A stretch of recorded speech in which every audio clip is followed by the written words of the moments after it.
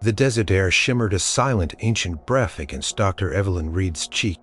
Dust motes danced in the shafts of sunlight piercing the newly opened tomb. For weeks, her team had been meticulously clearing the entrance to what they believed was a minor noble's burial site, tucked away in an overlooked section of the Valley of the Kings. Evelyn, a young Egyptologist, with a restless mind and a passion for the untold stories of the past, had felt an odd pull to this particular spot.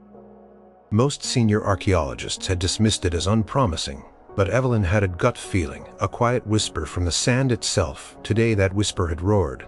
They had breached the main chamber just an hour ago. The air inside was thick, stale with millennia of undisturbed quiet, but also charged with an electric sense of discovery. Torches cast flickering shadows across hieroglyphs that told tales of a forgotten lineage, paintings that depicted daily life with vibrant, earthy hues. Evelyn, usually composed, felt her heart thrumming like a beetle trapped in a drum. Every beckett, every brushstroke, was a window into a world long gone. Then she saw it. It wasn't on a sarcophagus or a papyrus scroll. It was carved directly into the smooth limestone wall, near what appeared to be a small, ornate false door. Carving was about life-sized, depicting a man's head and shoulders. The style was distinctly ancient Egyptian, the profile view, the broad shoulders, the traditional headdress, the strong lines. But the face was wrong. Or rather, it was incredibly unmistakably right in a way that defied all logic. Evelyn, holding her breath slowly, raised her hand. Her gloved fingers trembling as they hovered inches from the cold stone. She peered closer, then closer still. The man in the carving had a distinctive coiffed hairstyle, an impossibly perfect pompadour that swept back from his forehead. His lips were full curled into a slight matic smirk. His eyes, though rendered in the classic Egyptian almond shape, seemed to hold a mischievous glint, and that jawline. It was so iconic, so unique. No, Evelyn whispered the word, barely a puff of air, in the vast silence of the tomb. It can't be. Her lead assistant, a gruff but kind man named Omar, noticed her stillness. Dr. Reed, is something wrong? Evelyn didn't answer. She just pointed a slow, deliberate finger aimed at the carving. Omar followed her gaze. His eyes widened, then narrowed in confusion, then widened again even further than Evelyn's own. He stumbled back a step, nearly tripping over a forgotten ceramic pot. By Ra's sun disk. Omar breathed his voice. Is that who I think it is? Who he thought it was? Who everyone would think it was? The king, Elvis Presley. It was impossible. Absolutely. This tomb, by its architectural style and preliminary readings of the hieroglyphs, dated back to the New Kingdom somewhere around 1300 BC, a gap of over 3 millennia. Yet there it was. The sideburns, the pompadour, the unmistakable swagger in the carved expression. It was Elvis in ancient Egypt. Evelyn felt a dizzying mix of exhilaration and profound unease. Her scientific mind screamed for an explanation, a hoax. But how? The tomb was sealed, undisturbed for thousands of years. Carving was an integral part of the wall. Clearly not. Added later, a bizarre coincidence, a trick of the light. But no, the resemblance was too striking, too specific. It wasn't just a general resemblance. It was almost a portrait. Omar was already fumbling for his satellite phone, his hands shaking slightly. I need to call Cairo. I need to call the ministry. This changes everything. The news spread like wildfire through the small, dusty camp outside the tomb. Other archaeologists, initially skeptical, crowded into the chamber, their flashlights dancing across the incredible sight. Gasps and stunned silences filled the ancient space. Some murmured about a hallucination from the desert heat. Others joked nervously about time travel, but the overriding emotion was sheer, unadulterated bafflement. Professor Armitage, Evelyn's former mentor and a renowned expert in dynastic Egypt, arrived, his usually stern face contorted in disbelief. He meticulously examined the carving, his fingers tracing the contours of the stone, his eyes scanning for any sign of modern intervention. He found none. The patination of the stone, the tool marks, the artistic style, everything pointed to its authenticity as an ancient Egyptian artwork. The scientific community would be in an uproar. The media would descend like vultures. Every theory, no matter how outlandish, would be thrown into the arena. Aliens, time travelers, ancient prophecy, a bizarre artistic fluke. But Evelyn felt a deeper pull. This wasn't just a scientific anomaly. It felt like a message, a riddle whispered across millennia. What did it mean? How could this be, and why Elvis? She looked at the carved face again. It was a face that had brought joy and excitement to millions, a symbol of a particular era, a unique force of nature. And here he was, staring back from an ancient tomb frozen in stone, a ghost of a smile playing on his lips. Evelyn knew with a certainty that transcended logic that her life and the world of Egyptology would never be the same. The king had not just left the building. He had apparently left a carving in an ancient Egyptian tomb. And Evelyn Reed was now at the heart of the greatest, most bewildering mystery she could ever have imagined. The roars started small, a distant hum on the horizon before it swelled into a deafening typhoon. Omar's call to Cairo had been the spark, and within hours, the smoldering embers of academic curiosity had ignited into a global wildfire. The phrase "ancient Elvis tomb" became a hashtag, a headline, a viral sensation that spread faster than sand through a sieve. Evelyn, usually content with the quiet solitude of her research, found herself unwillingly thrust into the blinding glare of the media spotlight. Camp, once a haven of scholarly pursuit, was now a chaotic circus. Satellite trucks bristled like metallic porcupines on the dusty plains. Reporters, cameras, and microphones materialized seemingly out of the very desert air. They clamored for interviews, for sound bites, for any scrap of information about the pharaoh of rock and roll. "Dr. Reed," shouted a woman with a perfectly coiffed blonde bob, shoving a microphone into Evelyn's face. "Is it a hoax? Are you revealing this for publicity? How do you explain it, doctor? Is it proof of alien intervention, time travel?" Another voice bellowed, followed by a flurry of flash photography that made Evelyn squint. Evelyn tried to maintain her composure. "We are still conducting preliminary analyses," she stated, her voice firm despite the tremor in her hands. "The carving is authentic to the period based on initial stylistic and chemical tests of the stone. Its presence here is as yet inexplicable." "But it's Elvis," a reporter insisted, as if Evelyn were denying the existence of the sun. "The resemblance is undeniable," Evelyn admitted, choosing her words carefully. "However, linking it definitively to a historical figure from the 20th century, that remains the profound mystery we are working to understand." The theories flew thick and fast, each more outlandish than the last. Online forums exploded with debates. Some suggested that Elvis had been an ancient god reincarnated. Others seriously proposed that he had somehow traveled back in time, perhaps via a secret government experiment. There were even claims that the carving was a clever modern-day hoax, orchestrated by rival archaeologists, or even by a very dedicated Elvis fan club, with a lot of digging equipment. Dr. Thorne, a rival Egyptologist from a prominent American university, appeared on every news channel, his face a picture of academic disdain. He scoffed at the idea of the carving's authenticity, insisting it was a sophisticated forgery, a mere trick of pareidolia, the human tendency to see familiar shapes in random patterns. "It's a bizarre rock formation, nothing more," he declared, though he had not yet visited the site himself, or a very clever modern artist's prank designed to fool the gullible. Evelyn felt a surge of frustration every time she saw Thorne's condescending smirk. He represented the rigid conservative side of archaeology, unwilling to entertain anything that didn't fit neatly into established paradigms, but Evelyn knew deep in her gut that this was no prank. She had seen the way the carving was integrated into the wall. The ancient patina, the clear tool marks, consistent with the period. It was real. Amidst the chaos, Evelyn found herself retreating to the tomb whenever she could, seeking solace in its cool, quiet embrace. She would stand before the carving, staring at the familiar yet impossibly ancient face. It wasn't just a scientific enigma anymore. It had taken on a life of its own.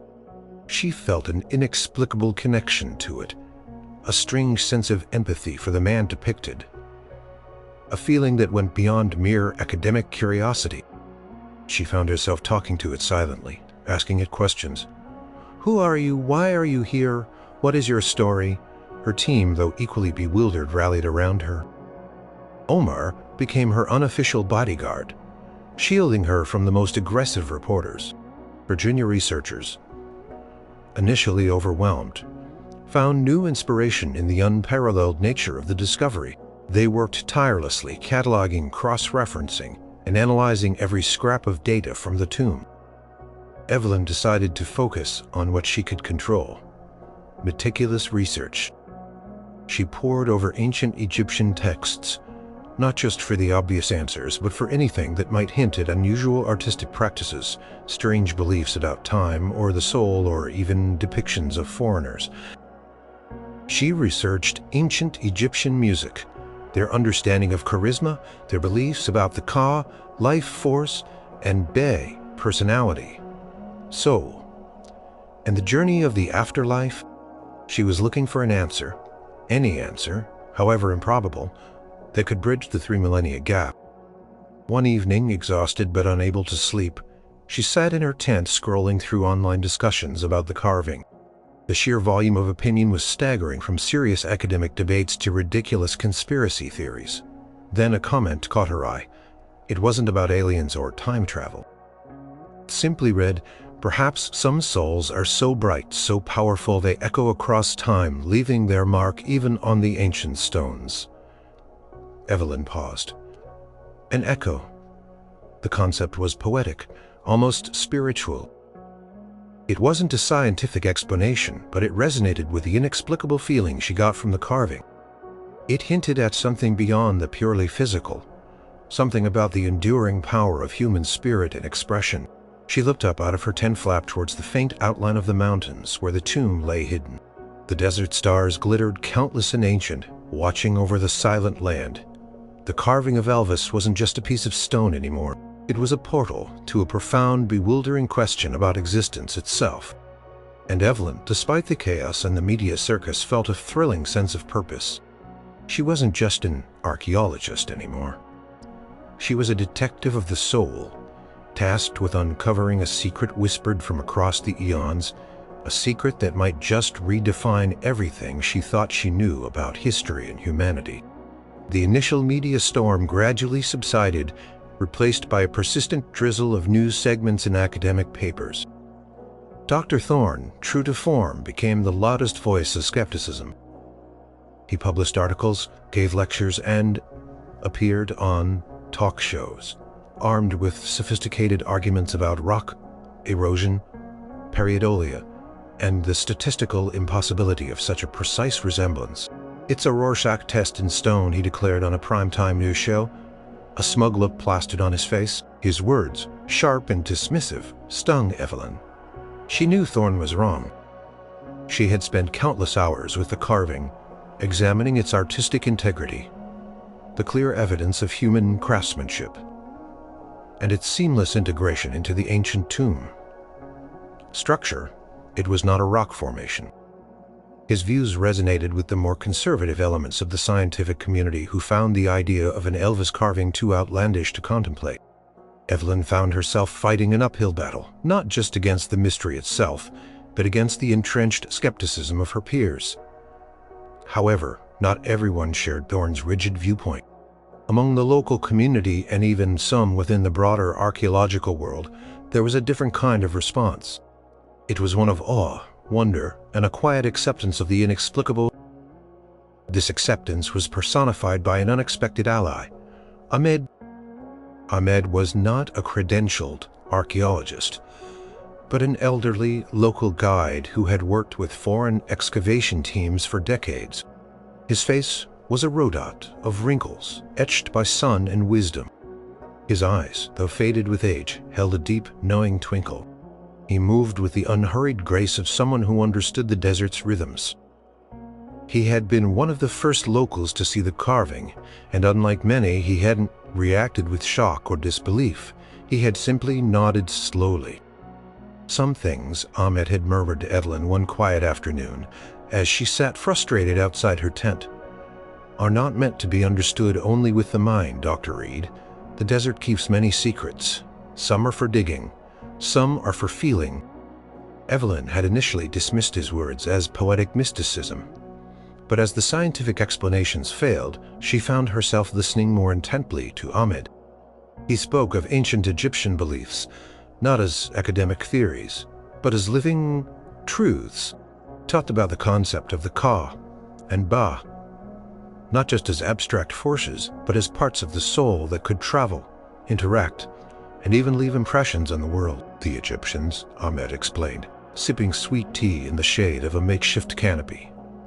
They believed that a strong spirit, a powerful Ba, could leave its mark, not just in the afterlife, but here in the world of the living, especially if that spirit was filled with great joy, great sadness, great song. Paused, his gaze drifting towards the distant mountains where the tune lay.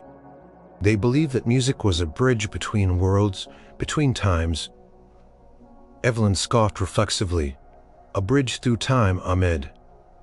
That's beautiful. But Ahmed merely smiled.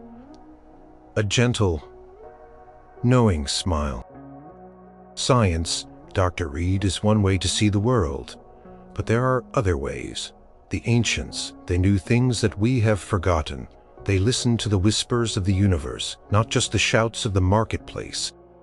He then shared a local legend passed down through generations about a singing star who would one day appear, not from the heavens, but from the very earth, bringing a melody that echoed across time. The legend was vague, almost certainly coincidental, but it gave Evelyn pause, inspired by Ahmed's words. Evelyn shifted her research. Instead of purely focusing on dating and stylistic analysis, she delved deeper into the esoteric aspects of ancient Egyptian belief. She studied their cosmology, their understanding of the soul, their rituals involving music and performance. She read about the role of charisma and personality in their leadership, and how artistic representations were believed to embody the essence of the person depicted. She discovered accounts of dream omens and divine visions that influenced temple art and tomb decorations. Could the ancient Egyptians have somehow perceived, through a dream or a vision, an echo of a powerful future personality? It sounded fantastical, but Evelyn was now willing to consider possibilities that Thorne would instantly dismiss. One evening, while poring over translations of funerary texts, she found a peculiar passage. It described the Ka as a double, an astral projection, and the Ba as the soul bird. They could fly freely, even act knowledge. The text spoke of certain individuals whose Ka or Ba were so potent, so infused with life and spirit, that they could leave an indelible mark on the fabric of reality. Itself, it was vague, poetic, but it planted a seed in Evelyn's mind. What if the carving wasn't a direct portrait of Elvis Presley, the man, but an ancient Egyptian artist's interpretation of a powerful resonating echo of his spirit, his unique charisma, his singing star quality, perceived across the vast expanse of time? What if the Egyptians, with their sophisticated understanding of the soul and the cosmos, had somehow glimpsed this vibrant future energy and captured it in stone?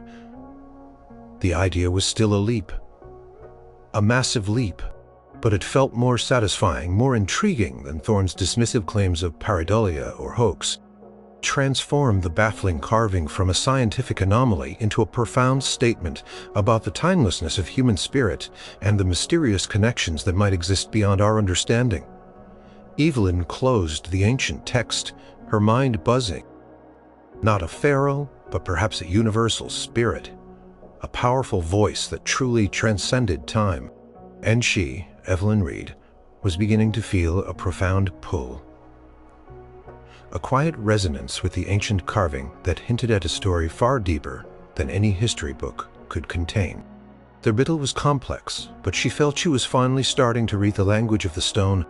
The days blurred into weeks, a relentless cycle of research, media management, and skirmishes with Thorne's academic sniping. Evelyn pushed herself to the brink of exhaustion, driven by the elusive nature of the Elvis carving. Every historical text, every stylistic comparison, every chemical analysis yielded the same frustrating result. The carving was genuinely ancient Egyptian, dated to the New Kingdom. Approximately ancient Egyptian, dated to the New Kingdom. There was no rational explanation for the face of Elvis Presley being there. One night after another long day, poring over translations of obscure cult rituals and ancient artistic conventions, Evelyn collapsed onto her cot, the desert wind whispering through the tent fabric. Sleep came quickly, but it was not the restful oblivion she craved. The dream began with a shimmering heat haze, the familiar glow of the Egyptian sun, but distorted as if seen through rippling water. She was in a vast, echoing hall, filled with the scent of incense and the low hum of distant voices. The walls were covered in hieroglyphs, familiar yet subtly different, and grand murals of figures with animal heads. She knew it was ancient Egypt, but it felt more real, more immediate than any dig site. Then a sound. A low, throaty rumble like distant thunder, but also like a human voice.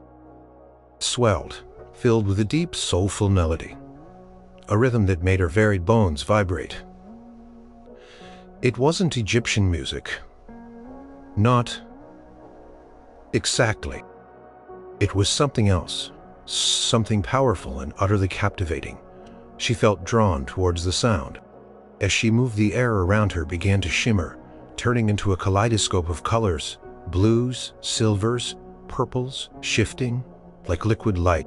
The melody grew louder, accompanied by a driving, insistent beat. She saw people, ancient Egyptians, in linen garments and elaborate headdresses, swaying, their faces alight with a mixture of wonder and pure joy.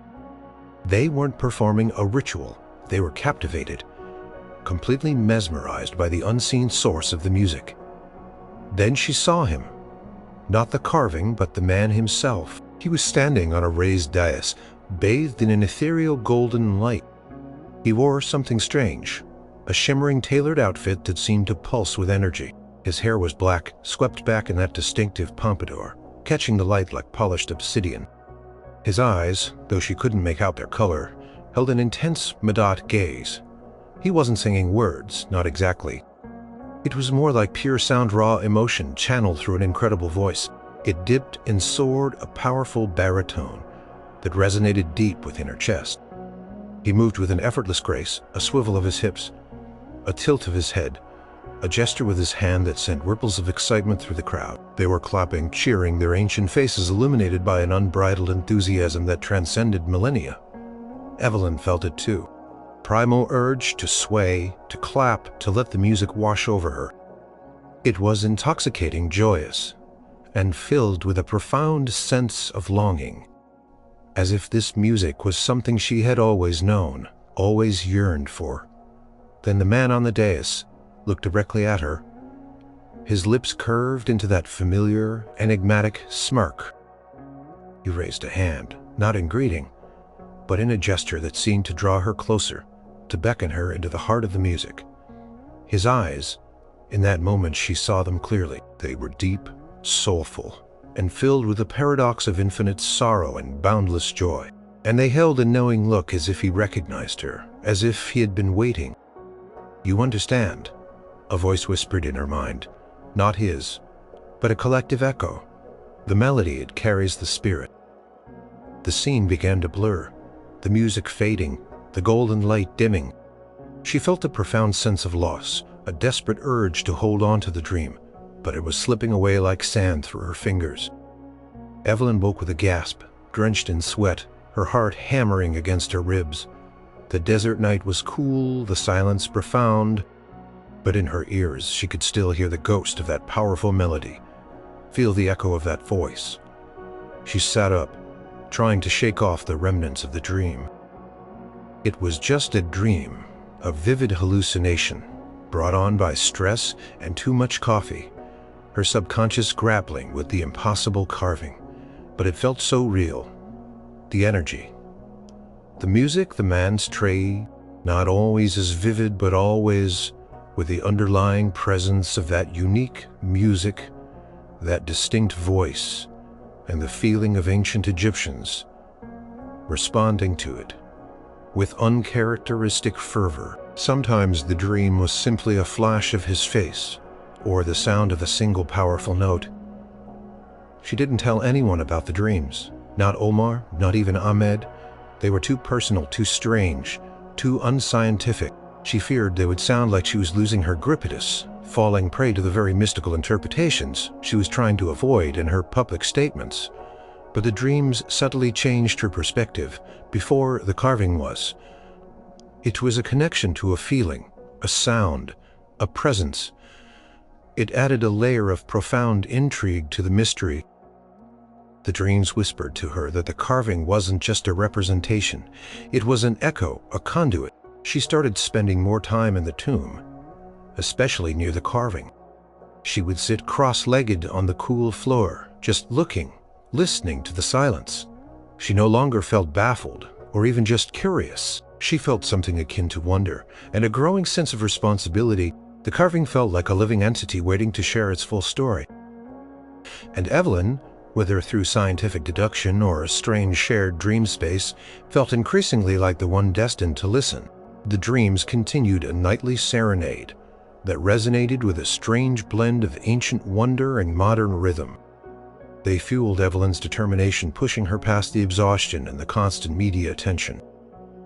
She was no longer just seeking an explanation for the Elvis carving. She was seeking a deeper understanding of the connection she felt, the echoes that vibrated between the past and the present.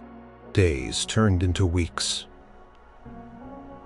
and the initial excitement around the discovery had settled into a more sustained, scholarly buzz.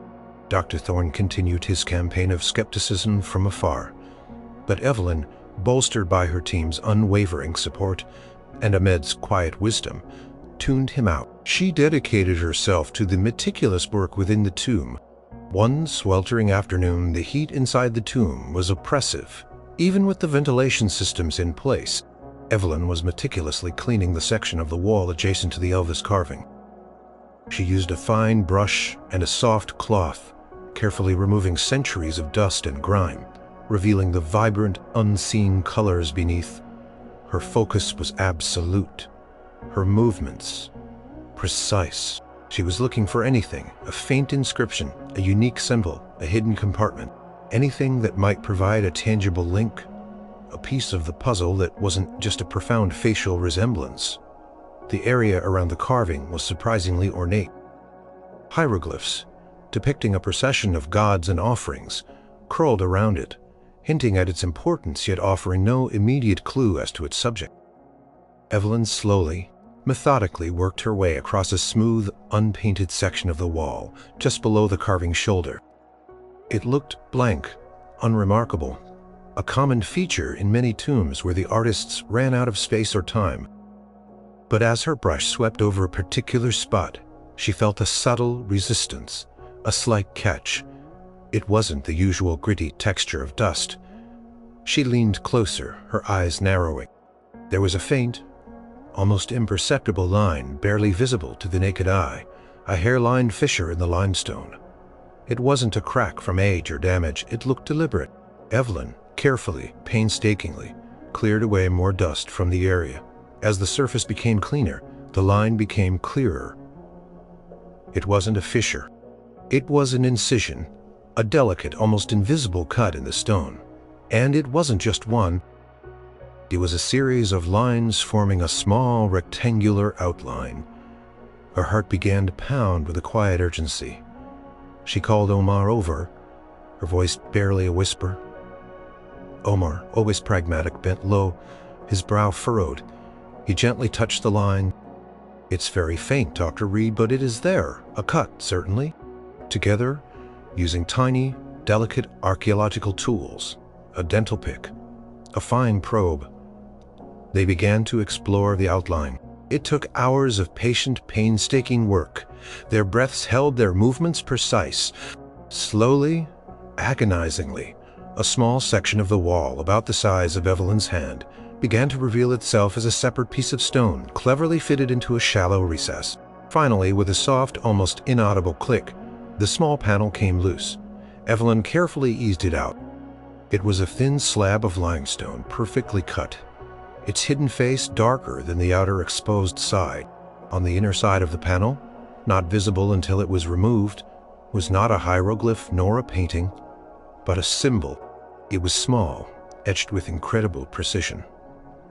Unlike anything Evelyn had ever seen in ancient Egyptian art, it looked musical. It was a curving line, almost like a stylized so, with 3 small circular dots arrayed beside it. It wasn't a lyre or a sistrum or any known ancient Egyptian instrument. It looked to Evelyn's modern eye eerily like a treble clef, though simpler, more stylized. And the 3 dots, they could almost be interpreted as notes. Beneath the symbol, etched even more faintly, was a single cryptic phrase in carefully carved hieroglyphs. It read, "The voice that travels." Evelyn stared at it, her mind reeling. A musical symbol, a phrase about a voice that travels, was too specific, too perfectly aligned with the inexplicable carving above it. This wasn't just an anomaly, it was a deliberate message. "The voice that travels?" Omar read aloud, his voice hushed. "Dr. Reed, this changes everything." Indeed, it did. This wasn't a coincidence. This wasn't a trick of light. This was a direct, intentional message from the ancient Egyptians, hidden in plain sight, waiting for someone to find it. It suggested that they were aware of something unique, something profound, connected to a voice and a sense of travel or transcendence. The hidden clue didn't explain how Elvis's face appeared in an ancient tomb, but it provided direction. It transformed the mystery from an artistic anomaly into a profound statement about perception, music, and the enduring power of a human voice. Evelyn felt a surge of adrenaline, a profound sense of breakthrough. This wasn't just an archaeological find. It was a direct line to the ancient mind, a whisper across millennia. The riddle was deepening, but for the first time, Evelyn felt she had a true compass. The journey to understanding had just begun in earnest. The discovery of the hidden panel sent a ripple of excitement through Evelyn's team, quickly outweighing the distant grumblings of Dr. Thorne. This wasn't a matter of subjective interpretation, it was a tangible, deliberate clue. Carved symbol and the phrase, "the voice that travels," transformed the Elvis carving from a baffling anomaly into an intentional enigma, a coded message from the ancient world. Evelyn immediately called a meeting. Omar, Ahmed, and the lead linguist, Dr. Lena Khan, gathered around the small table in Evelyn's tent, the hidden panel carefully laid out before them. "This changes the game," Evelyn stated, her voice tight with suppressed excitement. "It confirms this carving isn't an accident. It's a purposeful depiction directly linked to a voice that travels, and this symbol," she pointed to the stylized clef and 3 dots. Dr. Khan, a woman of meticulous precision and vast knowledge of hieroglyphs, adjusted her spectacles. "The translation of 'the voice that travels' is solid. The verb 'for' travels here implies movement, journey, but also transcendence. It could mean across land or across planes of existence, or even through time, metaphorically. It's not a known hieroglyph for music or any specific instrument," Dr. Khan admitted, tracing the lines with a gloved finger. "It's unique, but the form it strongly suggests a connection to sound or melody. The 3 dots could signify notes, or perhaps a sequence." Ahmed, who had been listening silently, finally spoke. "The ancients, they did not have your scientific instruments, but they had other ways of knowing. They observed the stars, Yes, but also the spirit, the way a song can move people. They believed in a great harmony, a cosmic song that bound all things. So, if it's not a physical depiction of Elvis Presley, but something more abstract, perhaps this symbol. Oist Isepi de Euphrates. Why would a specific iconic face from 3 millennia in the future appear? Unless it's not a prediction, but a perception. What if the Egyptians, through their deep spiritual practices, their connection to the cosmic harmony, I've been able to perceive an enduring, powerful resonance from a far-off time? The Ba, the soul that could travel, the Ka, the life force. The ancients believed these could transcend physical boundaries. Some souls, they said, were so powerful, so filled with Hika magic, divine energy, that their essence could leave ripples, even across the fabric of time, like a stone dropped in a pond. Powerful Ba or Ka of a future individual whose essence was strongly tied to a traveling voice. Evelyn pieced together, her mind racing. And the Egyptians, being incredibly attuned to these spiritual energies, could sense this unique resonance, and they chose to depict it in a way that captured its essence, its charisma, its very look, even if they didn't know who it was specifically.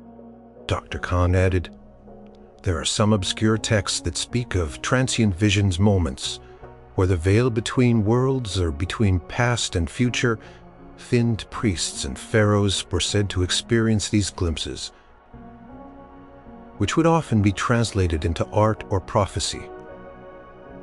Evelyn felt a jolt of excitement. This theory, while still extraordinary, was far more coherent than aliens or literal time travel. It linked the inexplicable carving to ancient Egyptian cosmology and their unique understanding of the universe. Carving wasn't Elvis himself, but a profound ancient perception of his future impact, his enduring spirit, his traveling voice. So, the symbol? Evelyn continued, looking at the carved panel.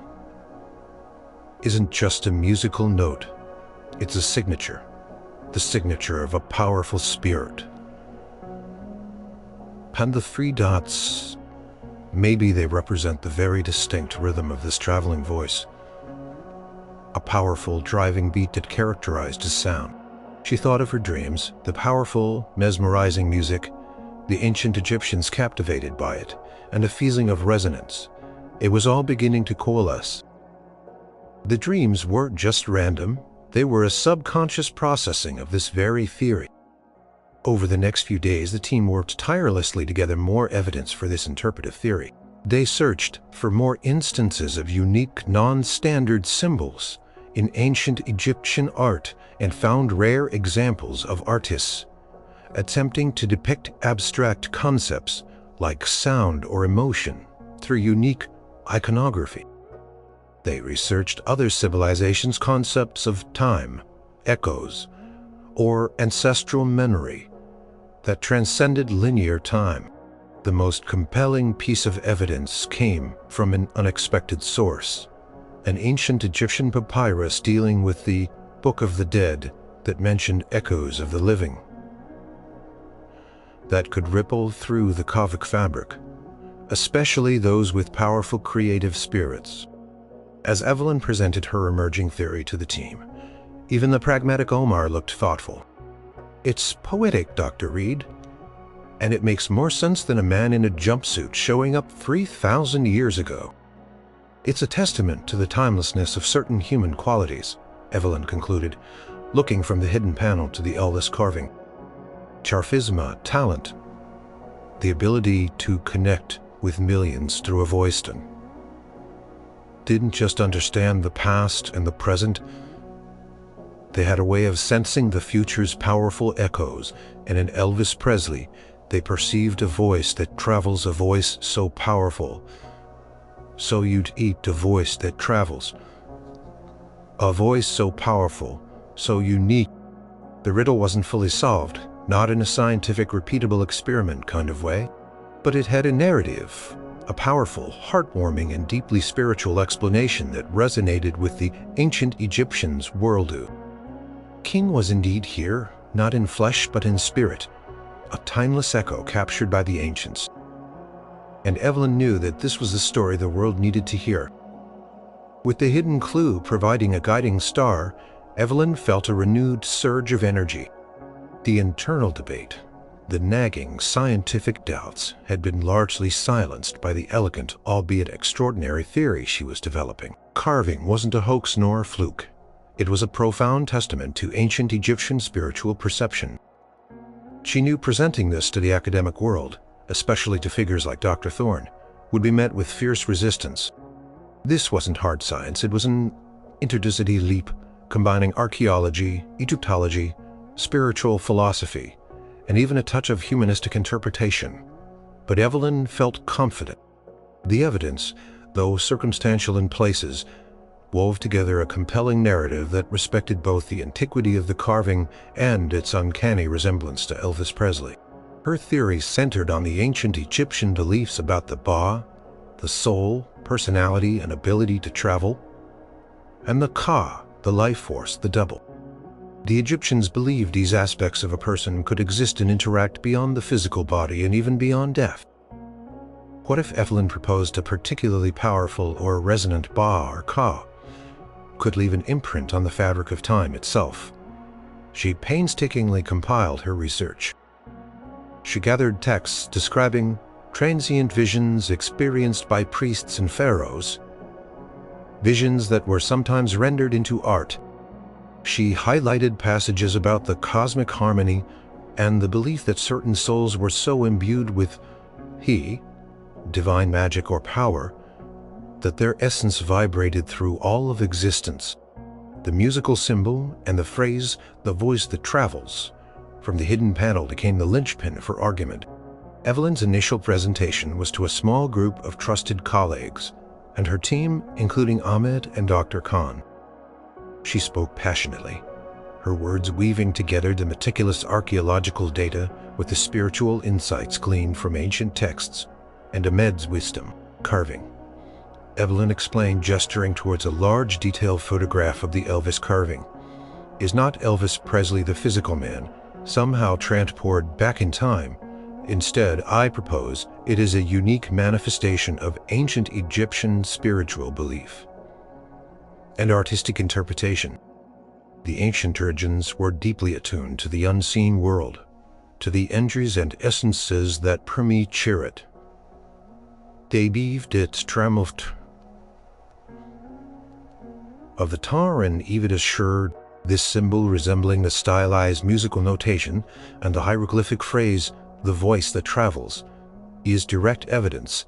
It tells us that the ancients specifically identified this perceived echo with sound, with song, with a profound ability to transcend boundaries. Think of Elvis Presley's impact, Evelyn continued, her voice gaining strength. And they chose to represent it with a face that perfectly embodied that unique matic energy. A face we now recognize as Elvis Presley's. Dr. Khan chimed in. The artistic rendition is fascinating. It combines classical Egyptian stylistic elements with remarkably specific facial featuring. It's as if the ancient artist was trying to capture an incredibly precise was trying to capture. The desert remembers, Dr. Reed, and the stones they can hold echoes the ancients. They knew how to listen to these echoes. The room was silent for a moment. Then a murmur of conversation began, not of outright dismissal, but of thoughtful consideration. It was a bold theory, unprecedented. Yet it offered a profound and deeply satisfying explanation for the inexplicable. It moved the Elvis carving from a mere anomaly to a profound statement about the timelessness of human spirit and the possibility of ancient insights far beyond our modern comprehension. This wasn't just a plausible theory, it was a beautiful one. It gave meaning to the bizarre, turning a baffling coincidence into a deliberate message from the past. The carving wasn't just a rock. It was a bridge built by ancient visionaries, meant to connect their world to a future voice, a powerful melody that echoed across the vast chasm of time. The story of the Elvis carving was finally beginning to sing. The initial presentation to Evelyn's small circle was a success, but the real challenge lay ahead, presenting this groundbreaking, almost fantastical theory to the wider academic community and, by extension, the world. Evelyn knew Dr. Thorne would be waiting, sharpening his arguments of delusion and academic recklessness. However, Evelyn had a secret weapon beyond her meticulous research, the growing conviction in her own heart, fueled by the inexplicable dreams and the profound connection she felt to the carving. She wasn't just presenting data.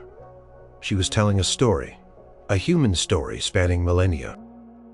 The International Symposium was held in Cairo, drawing archaeologists, historians, and media from around the globe.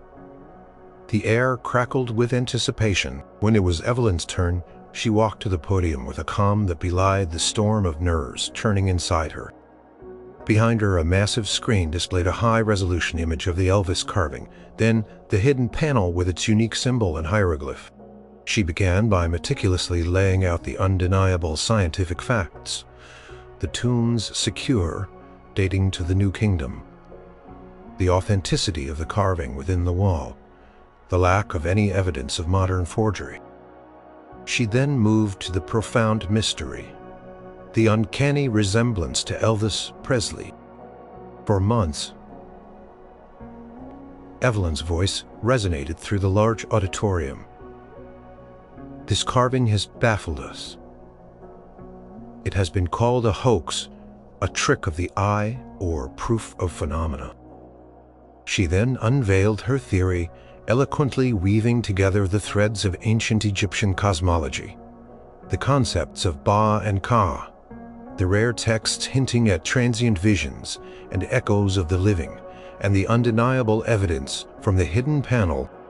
Carving, Evelyn explained, is not Elvis Presley. Instead, it is, I believe, an ancient Egyptian artist's deliberate and precise depiction of a powerful resonating echo of a future soul. Specifically, a voice that travels, as identified by the hidden inscription. She paused, letting the implications sink in. The ancient Egyptians, in their deep understanding of the cosmos and the timeless nature of the soul, possessed a unique sensitivity. They believed that certain powerful essences, particularly those brimming with Heka, defying inner reasons. Elvis Presley, a voice that travels of pithy, was undeniably one of the most mitigated and influential. His voice, his music, his very essence. With Millie, she showed a slide, comparing the carving's features to known images of Elvis, highlighting the uncanny accuracy of the pompadour, the lips, the jawline, the overall swagger. The ancient artist, perceiving this powerful future echo, endeavored to capture its precise visual essence, even if it meant adapting traditional artistic conventions. Then the floor opened for questions. Dr. Thorne was predictably the first to speak, his voice dripping with condescension. Dr. Reed, with all due respect, this sounds less like archaeology and more like a fantastical spiritualist seance. You're suggesting ancient Egyptians had psychic abilities to predict Elvis Presley's face. Not predict, Dr. Thorne, Evelyn corrected, meeting his gaze squarely. Perceive. There is a distinction. The Egyptians did not predict Elvis Presley. They perceived an echo of a powerful future emerge that would profoundly resonate across time. They then rendered that perception into a recognizable form, perhaps even in a dream state or a visionary experience, as some taken in a dream state. Another archaeologist, Professor Alistair Finch, known for his open-minded approach, spoke next. Dr. Reed, this is certainly unconventional, but compelling. It offers a narrative that bridges the impossible with the possible. Within the framework of ancient Egyptian belief systems, it elevates the discussion beyond mere anomaly. Some murmured in agreement, intrigued by the poetic elegance of the theory. Others remained skeptical, demanding more tangible proof. But Evelyn knew that some truths, especially those spanning millennia and touching upon the spiritual, could not be proven with chemical tests alone. They had to be felt, understood through a broader lens. The power of her argument, however, lay not just in the data, but in the story. It was a heartwarming story of human connection, of the enduring legacy of a unique spirit, and of the profound wisdom of an ancient civilization. Carving wasn't just a bizarre bic, it was a testament to the timeless power of art, music, and the human soul. It was a bridge between the past and the future, built on the foundations of profound spiritual perception. The symposium ended, not with a definitive verdict, but with a palpable shift in the atmosphere. The Elvis tomb was no longer just a joke or a baffling anomaly. It had a profound, albeit challenging, explanation. Evelyn's theory, audacious as it was, had resonated. The ancient harmony, the song that transcended time, was finally being heard, and Evelyn felt a deep, quiet joy. King's echo carved in stone had found its voice again. The immediate aftermath of Evelyn's symposium presentation was a whirlwind. News outlets initially focused on the sensationalism of Elvis in Egypt, now grappled with a far more complex and philosophical narrative. The headline shifted from bewildered questions to intriguing propositions. Not a king, but a cosmic echo, or ancient Egypt's vision of future charisma. Dr. Thorne, true to form, publicly dismissed Evelyn's theory as romanticized pseudoscience, clinging to his belief that the carving was either a hoax or a random geological formation that only vaguely resembled Presley. He published several scathing articles attempting to discredit Evelyn and her team. However, the evidence of the hidden panel, the unique symbol, and the clear inscription of the voice that travels proved difficult for him to definitively explain away within his rigid framework. His arguments, while scientifically traditional, lacked the imaginative power to truly address the mystery. Conversely, Evelyn's theory garnered significant support from unexpected corners. Art historians found the concept of ancient artists depicting perceived future essences fascinating. Musicologists, particularly those interested in the universal appeal of melody and rhythm, embraced the idea of a traveling voice. Even spiritual leaders and philosophers weighed in, finding profound meaning in the notion that powerful human spirits could leave indelible marks across time. The public reaction was overwhelmingly positive. Evelyn's theory, while extraordinary, offered a heartwarming, almost magical explanation. It celebrated the enduring power of Elvis's charisma and music, elevating him from a mere pop culture icon to a timeless symbol of human expression. Fans felt a deeper connection to their idol, seeing him not just as a singer, but as a force of nature so potent that even ancient civilizations recognized his unique essence. The tomb itself became a site of pilgrimage. While access remained restricted for preservation, the surrounding area saw an influx of tourists. People didn't just want to see the Elvis carving. They wanted to feel the connection, to experience the echo. Some even brought portable speakers playing Elvis songs quietly, respectfully outside the tomb entrance, hoping to somehow deepen the connection between the past and the present. Evelyn found herself busier than ever, fielding interview requests from prestigious scientific journals and popular magazines alike. She gave lectures at universities, always emphasizing that her theory was an interpretation, a scientific hypothesis that drew on interdisciplinary knowledge rather than a definitively proven fact. Yet the sheer congruence of the evidence, the ancient beliefs, and the uncanny resemblance made it compelling. The greatest validation, however, came from within her own field. International Society of Egyptologists, after much internal debate, acknowledged Evelyn's work as a significant and profound contribution to the understanding of ancient Egyptian spiritual and artistic thought.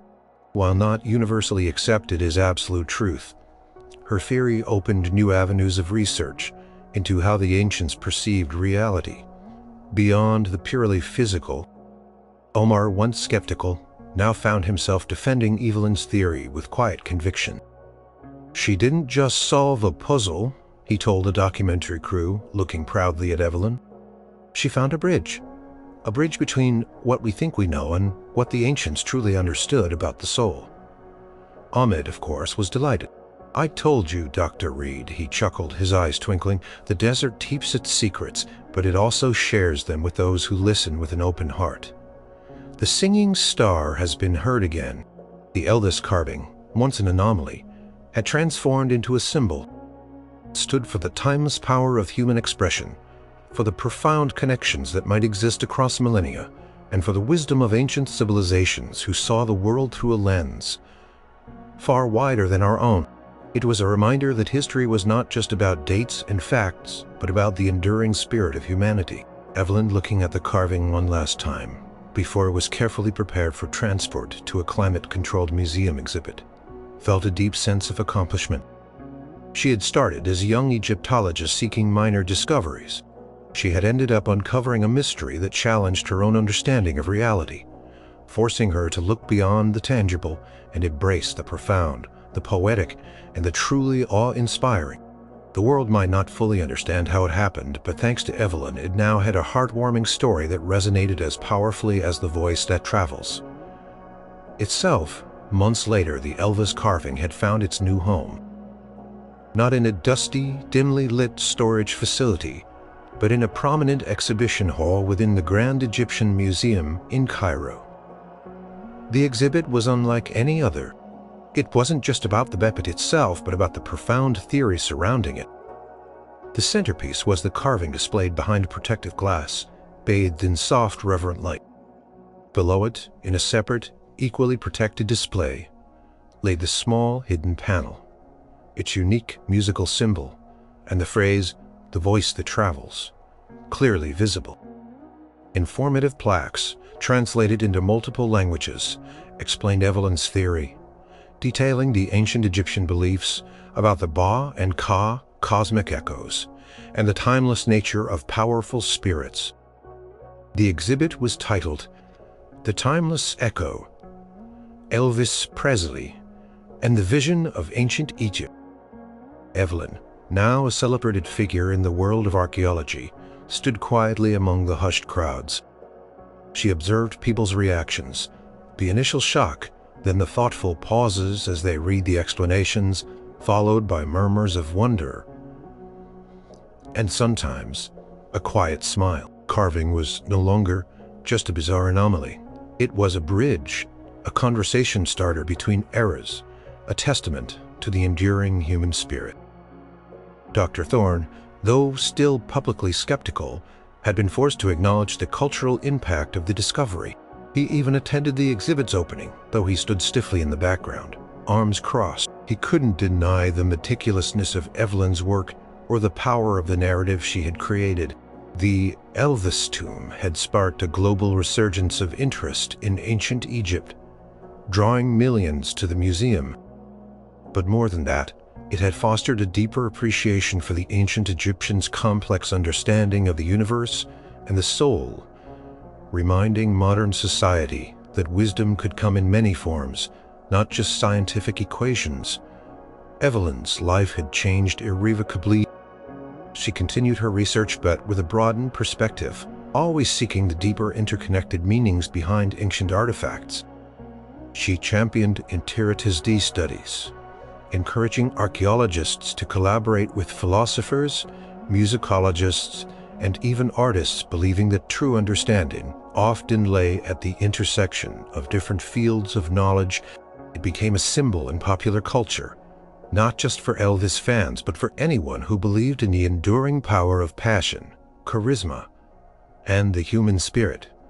Artists created works inspired. Musicians composed pieces that attempted to capture the feeling of a melody transcending time. It fostered a sense of wonder, a heartwarming thought that truly powerful expressions of humanity could resonate forever. One afternoon, Evelyn received a package. Inside was a beautifully framed hand-drawn sketch of the Elvis carving, surrounded by musical notes and stylized ancient Egyptian symbols. A note was attached: "To Dr. Reed, for giving the King's echo a voice and for reminding us that some songs truly never end, the Presley estate." Evelyn smiled, a genuine heartfelt smile. It was a poignant acknowledgement, a beautiful symbol of the bridge she had built. As she looked at the carving one last time before leaving the museum for the day, Evelyn felt a familiar presence, a faint echo of the dreams she had once dismissed. Powerful music, the feeling of longing, the knowing gaze of the man in the golden light. She knew now that the dreams weren't just her subconscious. They were a continuation of the same perception that had guided the ancient Egyptian artist. She had been listening to the voice that travels all along. The carving wasn't just a piece of rock. It was a profound statement about the human condition, that some lives, some voices, some forms of expression are so potent, so deeply connected to the universal harmony, that they transcend the limitations of time and space. The Elvis carving, the ultimate baffling anomaly, had become the ultimate heartwarming symbol, a reminder that the king, in more ways than one, truly lived forever, his echo resonating through the very stones of ancient Egypt. And thanks to Evelyn Reed, the world would never look at the past or at music quite the same way again.